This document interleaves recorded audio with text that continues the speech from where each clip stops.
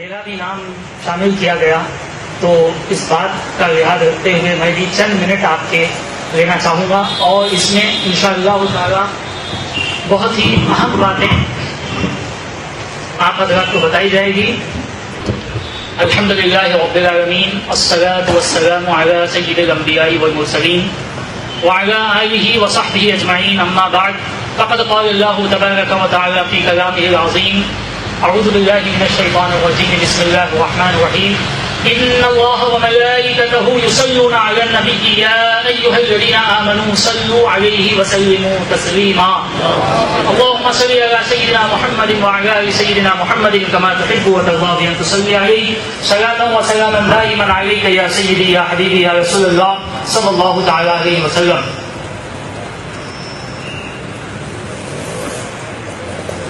انشاءاللہ میری چند لمحات کی تقریر کے بعد حضرت خطاب کریں گے۔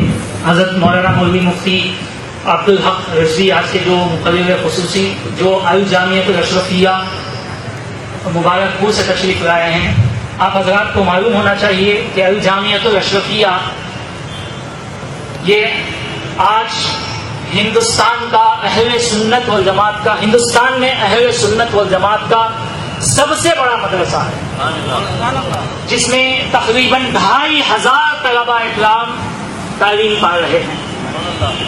ہم لوگوں کو افسوس کی بات ہے، بالخصوص شہر مدراس میں ہم لوگ اہل سنت والجماعت کے مدارس سے واقف نہیں ہیں، اور اس کے برعکس اہل بدعات کا، اہل خرافات کا جو مدرسہ ہے، جو دیوبند کہا جاتا ہے، جس میں بدعات کی تعلیم ہوتی ہے، خرافات کی تعلیم ہوتی ہے، قرآن اور حدیث کے خلاف جو تعلیم ہوتی ہے، اس سے ہم واقف ہیں۔ تو معزز حاضرین اکرام، آج سے ہم یہ ذہن نشین کر لیں کہ اہل سنت والجماعت کا ہندوستان میں سب سے بڑا مدرسہ ہے تو الجامعۃ الاشرفیہ ہے، جس میں 2500 طلباء اکرام تعلیم پا رہے ہیں۔ یہ حضرت یہ مفتی جو آج کے مقرر خصوصی ہیں، یہ وہاں کے استاد الفقہ ہیں، ہمارے اساتذہ میں سے۔ انشاءاللہ تعالی وہ آپ کو حق و باطل کی پہچان کرا دیں گے۔ یہ جو جلسہ منعقد کیا گیا ہے، یہ جو بزم سجائی گئی ہے، یہ بھولی بھالی سنی عوام کو یہ بتانا مقصود ہے کہ حق کیا ہے اور باطل کیا ہے۔ اہل سنت والجماعت کے نام پر، اہل سنت والجماعت کا لباس پہن کر کئی لوگ بولے بھالے سنیوں کو گمراہ کر رہے ہیں۔ تو آج انشاءاللہ تعالی آج کے اس جلسے سے آپ کو پیغام مل جائے گا، یہ تعلیم مل جائے گی، یہ صاف صاف کھلم کھلا حق و باطل کی پہچان کرا دی جائے گی کہ اہل سنت والجماعت کوئی اور جماعت نہیں، وہی جماعت ہے جو آج بریلوی کے نام سے جانی جاتی ہے۔ معزز حاضرین اکرام، جب کبھی اسلام پر آنچ آئی ہے تو اللہ نے کسی نہ کسی کے ذریعے سے اسلام کو بچایا۔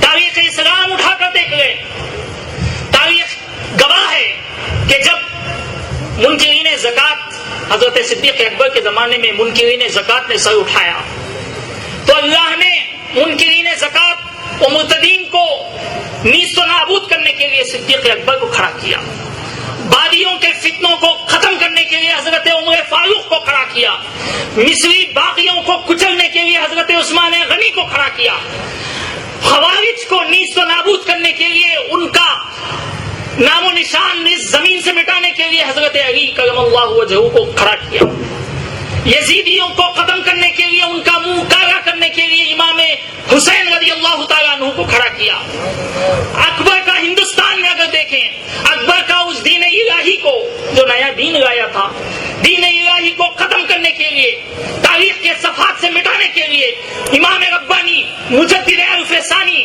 رضی اللہ تعالیٰ عنہ کو کھڑا کیا، بلا تشبیہ و تمثیل فتنہ وہابیت دیوبندیت کی شکل میں جب ہندوستان میں ختم ہوا تھا، تو جس سن میں دارالعلوم دیوبند قائم ہوا سن 1856 میں، اللہ سبحانہ و تعالیٰ نے فتنہ وہابیت کو نیست و نابود کرنے کے لیے دیوبندیوں کے، قاسمیوں کے، تبلیغی جماعت کے، ندویوں کے عقائد کو بے نقاب کرنے کے لیے اعلیٰ حضرت امام اہل سنت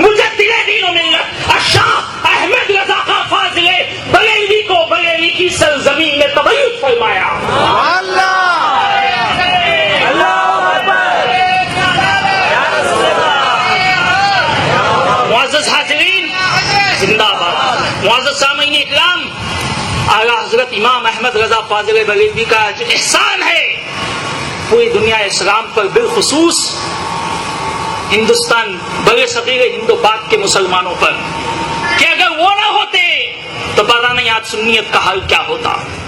شاعر کیا خوب کہتا ہے، نہ جانے حال کیا ہوتا تمامی اہل سنت کا، نہ جانے حال کیا ہوتا تمامی اہل سنت کا، بریلی میں اگر احمد رضا پیدا نہیں ہوتا. وہاں کے لوگ پھنس جاتے ہیں گمراہوں کے چکر میں، غلام اعلیٰ حضرت کا جہاں پہرا نہیں ہوتا. معزز حاضرین اکرام، جب تک ایک بھی غلام اعلیٰ حضرت زندہ ہے دیوبندیت کا منہ کالا ہے. معزز حاضرین، امام احمد رضا فاضل بریلوی رحمۃ اللہ تعالی علیہ ایک عام شخصی نہیں تھے، وہ پورا نظریہ تھے، وہ عقیدہ تھے، وہ مشرق تھے، وہ مسلک تھے، چلتے پھرتے لائبریری تھے، کتب خانہ تھے، وہ آفتاب علم و حکمت کے درخشاں آفتاب تھے. وہ خانقاہ بھی تھے، وہ مدرسہ بھی تھے، وہ علم ظاہر و علم باطن کا سنگم تھے. وہ عالم نہیں، علم تھے. ان کی زندگی کو کوئی پڑھ لے تو عالم بن جائے گا. وہ زاہد نہیں، زہد تھے. اگر ان کی زندگی پر کوئی عمل کر لے تو زاہد و متقی ہو جائے گا. معزز حاضرین اکرام، وہ مفسر بھی تھے، مصنف بھی تھے، محدث بھی تھے، فقیہ بھی تھے، وجیہ بھی تھے، ادیب بھی تھے، خطیب بھی تھے، مقرر بھی تھے، مناظر بھی تھے، منقولی بھی تھے، معقولی بھی تھے. اللہ اکبر. معزز حاضرین اکرام، مدرس بھی تھے، مفتی بھی تھے. معزز حاضرین، اعلیٰ حضرت فاضل، آج جو ان سب سے بڑھ کر اعلیٰ حضرت فاضل بریلوی رحمۃ اللہ علیہ ایک عاشق رسول تھے، معشوق رسول تھے، ایک ولی کامل تھے، جن کی یاد میں آج کا جلسہ منعقد کیا گیا ہے تاکہ عوام کو بتا دیا جائے کہ امام احمد رضا کوئی بدعت کی بیج بویا نہیں ہے، بلکہ بدعات کو، جو بدعات کی جھاڑیں دیوبندیوں نے، ندویوں نے، کاشفیوں نے وغیرہ وغیرہ نے جو بوئی ہیں اس کو کھا کر پھینکا ہے. معزز حاضرین اکرام، آپ کو بتاؤں، میں آپ کے 5 حضرت سے معذرت چاہتے ہوئے 5 سے 10 منٹ کا وقت لے کر یہ دیوبندی عقائد کیا ہیں. آپ نے تو حضرت سے بھی سنا، مولانا غوث مدنی بھی بتائے کہ غوث اعظم کا دوسرا معنی لیتے ہوئے، حالانکہ انہی کی کتابوں میں غوث اعظم دوسروں کو کہا گیا ہے. کیسے کو کہا گیا ہے میں آپ کو بتاؤں گا. کیسے کو غوث اعظم یہ مانتے ہیں جو حقیقت میں غوث اعظم ہیں. ان سے وہ لوگ ان سے چڑھتے ہیں. جب غوث اعظم کی کرامت سنائی جاتی ہے کہ غوث اعظم مردوں کو زندہ کیا کرتے تھے، تو ایک دیوبندی نے، میں نام لینا نہیں چاہتا، ایک قاسمی نے یہ کہا کہ یہ کیسے ممکن ہے کہ مردوں کو زندہ کیا جائے. یہ تو عیسیٰ علیہ السلام کا کام تھا. آپ نے عیسیٰ علیہ السلام، غوث اعظم کو عیسیٰ علیہ السلام کے برابر کر دیا. آپ کو بتاؤں انہی کی کتاب سے کہ ان لوگوں نے کیا کیا لکھا ہے. اللہ اکبر. معزز حاضرین اکرام، آج تمل ناڈو میں یہ باتیں عام نہیں ہیں. وجہ یہ ہے کہ یہ پورا لٹریچر اردو میں ہے اور ہمارے لوگ اردو سے اتنا پیچھے ہیں کہ بس پیچھے ہی پیچھے ہیں. کوئی اردو پڑھنا نہیں چاہتا، کوئی بچوں کو اردو پڑھانا نہیں چاہتا. یہ تمام کے تمام لٹریچر اردو میں ہیں کیونکہ وہ لوگ نارتھ کے تھے. تو میں آپ کو بتاؤں، جو غوث اعظم کی اس کرامت پر اعتراض کرتا ہے، وہ قاسمی، وہ دیوبندی، وہ کاشفی، کہ کیسے ممکن ہے غوث اعظم حالانکہ حق ہے لیکن اعتراض کرتا ہے. اور اس ایک دیوبندی نے، محمود حسن دیوبندی، یہ کون ہے آپ جان لیجیے، یہ صدر المدرسین دارالعلوم دیوبند تھا اس وقت. محمود حسن دیوبندی، اس نے رشید احمد گنگوہی، جو بتایا گیا تھا کہ کون رشید احمد گنگوہی ہے، میں اور یہ خلاصہ کروں گا. یہ وہ رشید احمد گنگوہی ہے، یہ ان کا حجت الاسلام ہے، یہ ان کا ایمان ربانی ہے، شیخ ربانی ہے، پتہ نہیں کیا کیا کہتے ہیں. وہ جب مر گیا تو صدر المدرسین دیوبند دارالعلوم دیوبند محمود حسن دیوبندی نے مرثیہ لکھا. مرثیہ کہتے ہیں کسی کے غم میں اشعار لکھنا، کسی کے غم میں اشعار لکھنا انتقال کے بعد، تو اس کو مرثیہ کہتے ہیں. تو مرثیہ لکھتا ہے، کیا لکھتا ہے؟ اب ایک شعر ملاحظہ ہو، مردوں کو زندہ کیا. کون؟ یہ رشید احمد گنگوئی کہتا ہے کہ میں حوالہ دیتا ہوں آپ کو، مرثیہ رشید احمد گنگوئی، مصنفہ مولوی محمود حسن، صفحہ نمبر 33۔ ہم پورا بولتے ہیں، اہل سنت و جماعت جب بھی بولتے ہیں دلائل کے ساتھ بولتے ہیں، ہوا میں تقریر نہیں کرتے۔ ان کے کل آ کے پوچھیں گے، اگر خدا کی قسم تقریر کے بعد اگر مناظرے کے لیے بلائیں گے تو ہم تیار ہیں، پوری تیاری کے ساتھ آئیں، مناظرہ ہی ہو جائے، فیصلہ حضرت موسیٰ شاہ قادری رحمۃ اللہ علیہ کی بارگاہ میں ہو جائے، یہ جو بیچ میں جو دیوار ہے دیوار کھڑ جائے، فیصلہ ہو جائے کہ کون حق پر ہے اور کون باطل پر ہے۔ کہتا ہے رشید احمد گنگوئی کی شان میں مردوں کو زندہ کیا، یہاں تک پھر بھی بات ہضم نہیں ہوتی ہے، لیکن پھر بھی ٹھوسا ٹھوسا کر ہضم کیا جا سکتا ہے۔ زندوں کو مرنے نہ دیا، ارے یہ کیا ہے بھائی؟ جب غوث پاک کی کرامت میں یہ آتا ہے کہ غوث پاک نے مردوں کو زندہ کیا، کہیں یہ نہیں ہے کہ غوث پاک نے زندوں کو مرنے سے بچا لیا، مرنے نہ دیا۔ کہتا ہے مردوں کو زندہ کیا، زندوں کو مرنے نہ دیا۔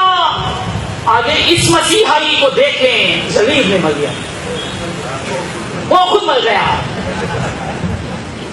یعنی مردوں کو زندہ کیا ہے۔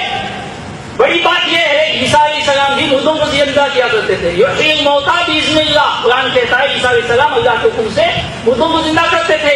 عیسیٰ علیہ السلام کو یہ لوگ چیلنج کرتے ہوئے بتاتے ہیں، اے عیسیٰ بن مریم تم ذرا دیکھو ہمارے شیخ ربانی، ہمارے حجت الاسلام کو، تم تو صرف مردوں کو زندہ کرتے تھے، ہمارا شیخ مردوں کو بھی زندہ کیا اور زندوں کو مرنے سے بچا لیا۔ معاذ اللہ معاذ اللہ، ایسے عقائد ہیں یہ دیوبندی اور تبلیغ